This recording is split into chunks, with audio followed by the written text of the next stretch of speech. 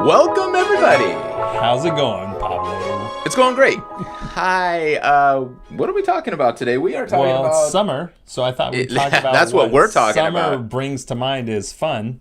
No, totally. Yeah. Fun in the classroom, having fun, stop crushing kids. Stop crushing No, seriously. kids. So before we start, it's well known out there, and there's a lot of research done on this, and on how when kids come into schooling, preschool, kinder, TK, whatever you want, they're very much playful, they're inquisitive, curious, all of the above. And as you start marching through the grade levels, you start to lose more and more of that, whether they're feeling artistic, playful, the hands start going up if you feel you're an artist. I think that was one of them. Like, you just don't engage with school as much because XYZ. Like, what's the real secret sauce A there? quick reference back to our last episode, which was summer book recommendations. Yes. So the book that I listed about questionings, or questions, it showed students when they come in kindergarten, they ask X number of questions, and by like middle school, we've like drummed the instinct or the urge to ask questions out of them. So that will be in an episode near and dear to our hearts and coming up soon on just the history of education. Ooh, I'm looking forward to How that did we one. get here? Don't know if it's our next one, but it'll be soon. But let's talk about having. I mean, School should be fun. That's the should thesis. every place be fun? Like, No. Not every place. Okay, if you go to a funeral, maybe that's not. The But you know what? armed But forces, I've been to some ceremonies where you have had fun. Let's memorialize somebody by wearing Hawaiian shirts and just having a good time. And like so a even celebration. that's a celebration, and in certain cases that is appropriate. So that's not even a. I like how you're coming at this from a funeral. Well, that's what I'm saying, because I think we've just even been, a funeral can be like I'm doing right now, lighthearted. just droning on, right? Let's get into it. Class. Pablo. All right, that's all good stuff, but we need to interject some fun back into school. So we could be talking games. Yes. We could just be talking game mechanics. Like, game mechanics are naturally in education now, but I think they're in the wrong. Like, grades are a game mechanic. But there's levels to it. Right. Exactly. Right. Exactly. Rather than a motivation. Exactly. Absolutely. Well, let's talk about it from our point of view as a student. How did you experience fun in school? And recess counts and lunch counts. Yeah, and you might as well just ixnay me out again, because that's about where I wanted to be.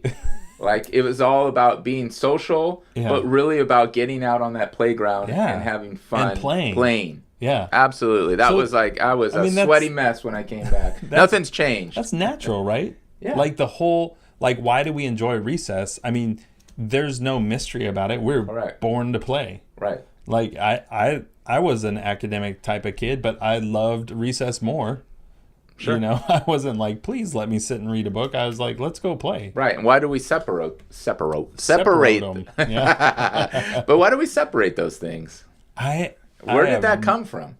I don't know. I think recess was used more as like a management tool to let kids blow off steam, rather than thinking about the fact that they have steam to blow off means that they're built to have these, muscles and movement and where we came from as a species. Like, I don't think we're sitting in desks X number of thousands or millions of years ago. Absolutely not. People were really super inquisitive. And I think kids do want to learn. Yeah. Right? So they naturally want to learn. And I think that's how we were as a species, that we always wanted to learn, and we wanted to get out there and hunt for find and explore new ideas.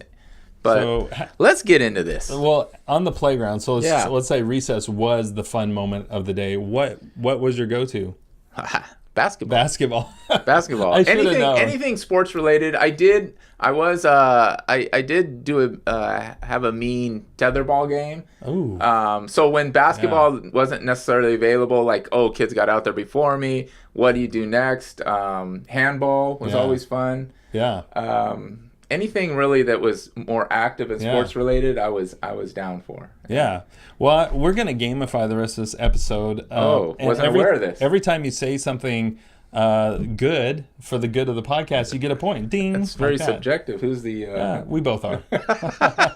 But I have the pin. Oh, okay, so you got it. Yeah, I'm going to give you a point for basketball. Oh, thank you. Ding. Should have a sound effect here. For me, I think the playground, what I like to do was use all of it. Like I used to like to go to the back fence, go along, just sort of like exploring. Like it was this opportunity to just, and maybe my introvert nature to get away from people. You were an academic though. Were you really exploring, or were you aimlessly walking the fence, memorizing the letters in the words for the spelling bee coming up in the next period or something? No, that's what you were doing, Wes? No, I was not. I was not studying. I play. But I used to, do things like the further away you are from the adults, the more you can get away with. So throwing rocks over the wash, that's a game. Like, can you throw? Absolutely. So our school bounded this concrete wash. And so throwing rocks into that. Hopefully there was no one down there, but it was really just for drainage. But yeah, not. throwing rocks and just like West, physical movement. One point for throwing rocks. Now, you know what? My mom probably would take a point away for that, but not here. Not here. Not in Pablo and West school. Nope. All right. Well, anything else as a student that made school fun? Fun projects. There's only one project, 7th grade, that I can remember, and that was my Norway country project. What do you remember about it? What was fun? I just remember the idea of researching. Not that I remember everything about Norway, Oslo. Yeah, that's But good. I remember writing a small little report and building a small model. A model of the country? Yeah, something specific to the country. I forget. Cool. I think I chose some random building in Norway, but something that was related to Norway. Ding. And I just remember bringing that to school, and I was all proud, and it didn't stress me out. Yeah. I think the writing the report probably stressed me out a little more, but the building of that model, that was really cool. And for whatever reason, I think just being hands-on with that. It made a lot of sense for me, and I enjoyed that. And I remember to this day that piece. Obviously, not real specifics, but I remember that assignment. Yeah, I love that. So I'm just not to go on a tangent too long, but sure. I was at the sporting goods store last night, gonna buy a sweatband for my running or gym. I was like, $15. You gotta be crazy. So I told my wife, who's there with me, I said, we're leaving. We're gonna go to the fabric store. I'm going to buy fabric that's about the same as the dry fit Nike, whatever, and I'm going to cut into strips and tie it around my head. So this project I don't know how to do this. I've never done it, but I'm like, I'm going to make my own sweatbands, headbands. But it's interesting. You said building a model. Like, I'm curious to see this project through, and it's fun. I'm not going to be able to sell these on Etsy, but 2 other things. It was engaging. And it was empowering, like that for myself, that I could actually do something. I think that it's probably the case for you. Yeah. It was engaging for you, and it empowered you. Like, I don't need Nike's $15 headband. Yeah. Right? And you don't either out there. Yeah. Well, maybe you're not sending that message, but... Yeah, cool. And that's like the model you built. It's like you built it. It wasn't a picture in the textbook. It's like you brought it into the world. That's empowering. Yeah. The other thing that was fun when we separated into different groups. And again, this was more fifth, 6th grade into middle school, where we'd separate into groups and then just play games. Just whatever the game may be, assign points, teams would win. I'd get all, I'd get fired up. I do remember... And so rainy days, we couldn't go out. We'd play like Heads Up, 7-Up or something like that. I'm going to give you a point. Ding. Give yourself a point. Yeah, Ding. For headband. I'm winning 3-2. Yeah, I don't know how I'm winning, but it's great. So what about as a teacher? Like, how did you approach fun and learning fun in school? I learned a lot. In my early years, I utilized games. There was always game time. And I think I still continue to do that in the later years, but I felt like, again, it was separated from it. Outside of the PowerPoints at the time, the Jeopardy PowerPoints or what have you that were you could gamify your content. Yeah. I always thought of those times as just specific. I just want you to enjoy your time. and whether I tied it to content or not, those were things that I used. I did. Again, I talked about it on a previous podcast. I was using some interactive whiteboard software where I created some games. But again, they were all just game. Those were more content based. Yeah. But I really actually enjoyed watching students when we had a full game day, like a global play day that's reserved now for one day of play, right? Where we were just playing board games, or kids would bring in the games that they wanted to play, and it was interesting to find out what they, and you'd join in here and there and play against them. But one of the another couple ideas that I used, but they're nothing special. It's just I wanted students, hey, when you're done with XYZ, you can work on your Sudoku or Hanji, which is a related game to Sudoku. I'm going to give you 2 points for that. Ding, ding. But I will say I failed a little bit in the area of trying to kind of spread that out within the day.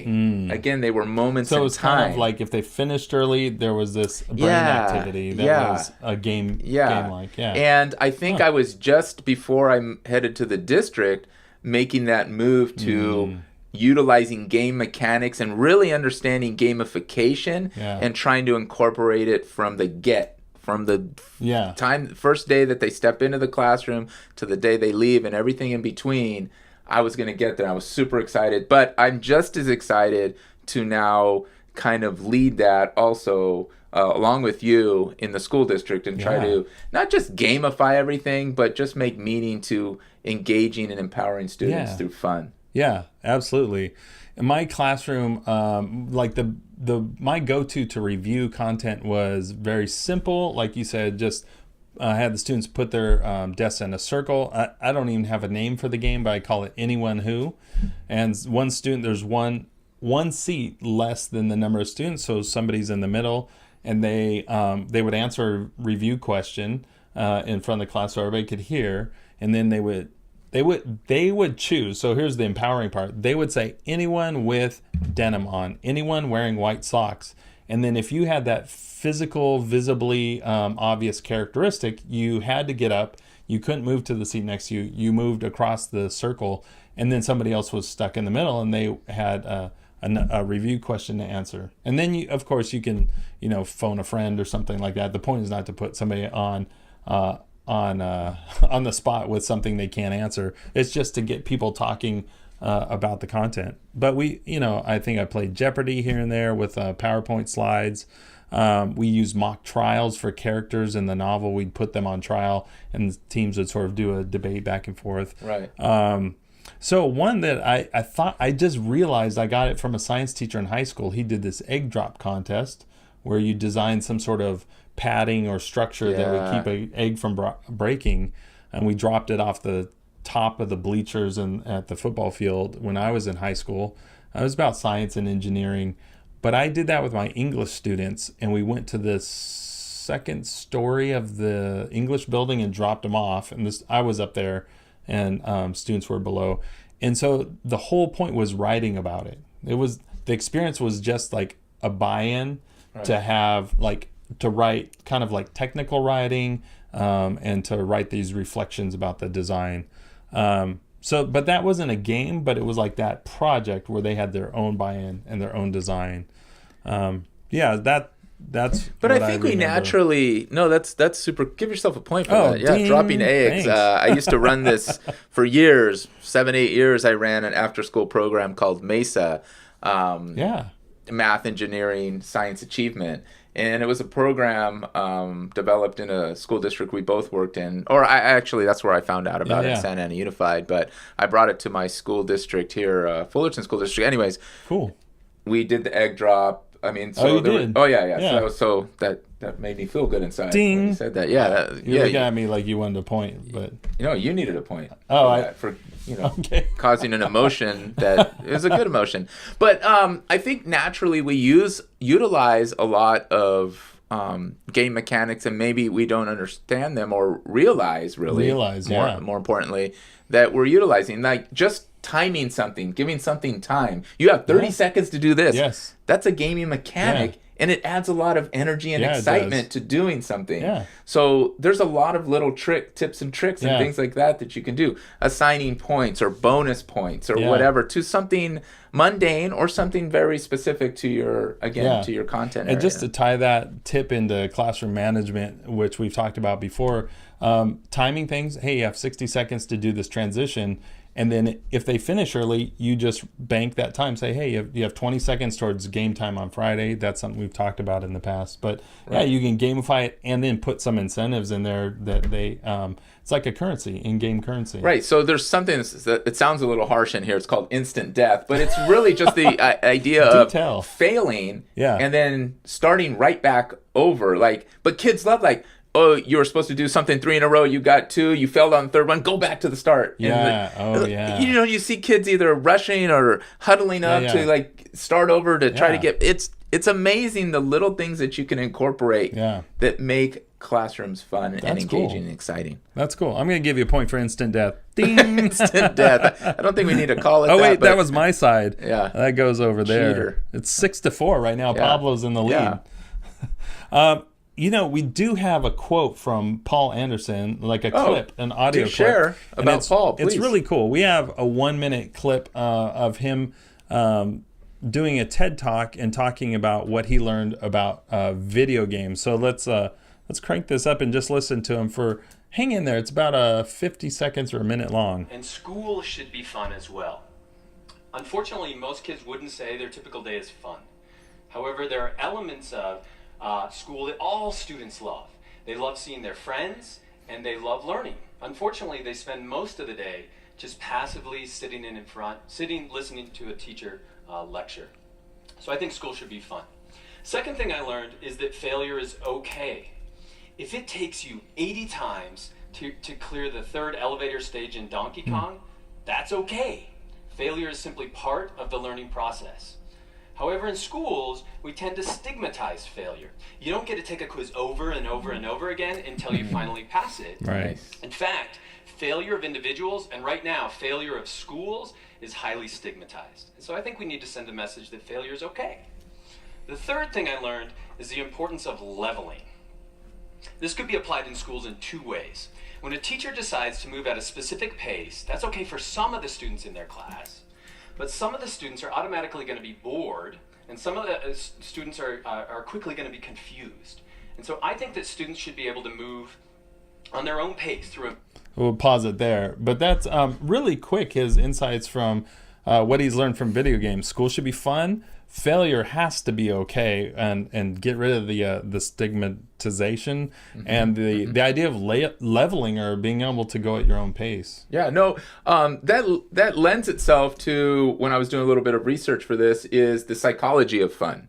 So the psychology of fun is that there's easy fun, there's hard fun, and then there's people fun. That's easy 3. fun is ding, ding, ding. I'm ready to learn. I don't know what those are. And so when you have that easy fun, it's that easy entry point to what you're about to engage in with the students. People want to get in. Then there's a matter of just getting in, playing. You might fail, you may not fail, which is okay according to Paul, right? But then there's that hard fun, is the stick-to-itiveness, so to speak, to try to compete and beat the game or the system or whatever it is that you're trying to accomplish there at that point. And then it comes down to the socialization, the people fun. Oh, yeah. I don't care. It's just fun being here and learning with you, with your colleagues, with your comrades, that kind of thing. So those are the kind of 3 levels. Again, there's a lot of research out there on fun and engagement in games, but I really like that idea of easy fun, hard fun, and then people fun. So it lends itself to this outside of those levels. And my connection to what you just shared is, I think sometimes we miss that easy fun step, and we expect school just to be that middle place. Just everyone should be ready to compete and treat school as fun and learning as fun, but we've made it too hard. The entry point's not there. The easy fun is not there. We're at the high level straight in. Hey, jump up here. Yeah, high stakes. Yeah, exactly. Well, that's really cool. I'm glad you shared that. We're gonna actually give Paul Anderson a shout out in our social media shout out. and along with two other people on YouTube. But we have a try this. This used to be our recommendation of the week or recommendation of the episode, Sure. but I'm going to call this our try this moment. Love it. Okay, so the try this moment is to search #GamifyLearning on Instagram and Twitter and just expose yourself. Look at, like, probably in 10 minutes you could find 10 different ideas. Like we did it earlier, Gamify Learning on Instagram, and we found Matt Kennedy BSB, and he has a picture of his high school U.S. history playing Risk and talking about World War I alliances. We also have a picture of Classed and Curious with a STEM game, and Science with Matt talking about the periodic table in games. So right there, within minutes, we found different resources. So our try this moment is search the #Gamify Learning and just expose yourself to what people are doing out there. Yeah, and today I feel like anytime you bring up games, we think of video games. Right. That's not necessarily what we're pushing here. Yeah. We're board games are just as good. Yeah. Definitely video games can be a benefit to students. That has been well researched. But that's not necessarily what we're talking about here. It's using pieces of how games are built. There's best practices and there's reasons that they build them a certain way, and that has to do with the engagement. Yeah. Right? And you know, I guess I hesitate to say an addictiveness. Wouldn't you want your kids to be addicted to learning? Yeah. That would be something. Yeah. But I think if you piecemeal, for lack of a better term, some of these opportunities to use game mechanics in your classroom, I think you're going to add that spice that you might be looking for, especially as students. Cool. That's what they're looking for. Yeah. I think again we missed that the roadmap from the easy into that mid-level or high-level competition, and we expect students just to be there. Board games. What's your favorite? Hands down, I have one from my youth, not necessarily from my. I still play it today every now and then. I like a good game of, but I'll fill in the blank in a second. I'm going to feel foolish. No. Not Monopoly. Okay, but it's a good one. But I do Classic. remember Sorry. I remember that game, and I don't want to seem juvenile, but Candyland. Yeah, Candyland. My sister and I played that a lot. For whatever reason, I never got into it. It's too hard for you, probably. Yeah, well, I didn't have sisters; I had brothers, so maybe that's. Maybe and that's. Sorry is a good, easy. Yeah. Play entry level point. So easy way to get in. Yeah, no, I do like it. What about you? Stratego. Oh. Stratego. It's kind of war based, but if you don't know it, look it up. But cool. I love me some Stratego. Actually, we'll have to play speaking of that, I used to have Battleship. You're taking me down memory lane. But there was a reference on one of these Instagram posts under #Gamified Learning. Under Science with Matt, we'll put the link to this post, but somebody talked about periodic table Battleship. So I'm curious, maybe that's something you can Google. There's not, the person who left the comment is there, so maybe you can message them. We'll put the link in there in the show notes.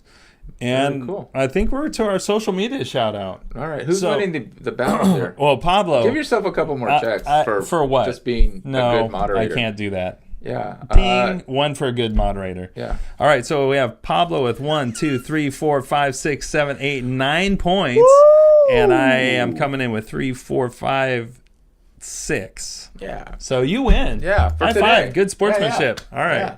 So our social media shout out is the Paul Anderson of Bozeman Science, and he's a YouTuber. He's got many hundreds of thousands of subscribers on YouTube. But I want to play a clip because he references 2 other YouTubers in this clip, and what this clip is about is the best way to teach science. So he had the beginning of the video references 2 other YouTubers and their approach to teaching science. But I just want to share 20 seconds or so of his approach to teaching science. Videos, but I've been teaching science for a couple of decades, and so I thought I would throw my hat into the game. What's the best way to teach science? In my opinion, it's to do science. And to summarize my motto, it's this: don't kill the wonder, and don't hide the practices. Now, so I'm just going to pause it there. Don't kill the wonder. Like science is, you're investigating the mysteries of the human body or Earth or whatever it is. It should be like mind-boggling and like how does this work? So there's wonder. So don't kill the wonder is and don't hide the practices. Yeah. What do you think about that? So if you're like I like that. a scientist, like an adult scientist, you have disciplines and practices that you do, like the help me out. Scientific method? Yeah, thank you. I thought that's what you Ding for Pablo for bailing out Wes. But yeah, the scientific method. What do you think it means? Don't hide the practices. I really don't shy away from being a teacher. Like we're not saying like, hey, now you have to go be a clown. Right. You need to be a conductor. Be a teacher. Yeah. But utilize, oh man, make kids wonder. I love it. Yeah, I'm excited. Yeah, I love that. Excited. So social media shout out goes to Paul Anderson, and we'll put a link to his YouTube channel and his Twitter, as well as a link to Braincraft, which is one of the other videos he references in How to Teach Science, or what's the best way to teach science, and another social media shout out to the YouTube channel Strong Medicine. I think his name is Eric something. I'll just leave it. Maybe it's Eric Strong because it's Strong Medicine. I don't know. We'll leave a link to his YouTube video on what's the best way to teach science. Guys, don't forget about PabloandWes.com. Don't forget about Pablo and Wes on all the socials, Twitter, Instagram, Facebook. All of it. All of it. Yeah. Can't think of all of it. You know what I would love is if people would hit us up on those and say, what's a way you make learning fun and school fun? That would be really cool. Yeah, I'd love to hear from you. I'd love to hear how you are incorporating fun in your classroom. That would be super cool. That would be awesome. All right, Wes, I think that's another one in the books. It. That was fun. Yeah. That was fun, especially since you won. Yeah, it's always fun to win, but you know what? Being part of the game was fun in itself. Yeah, for sure. All right, we'll see you on the next one. We're out.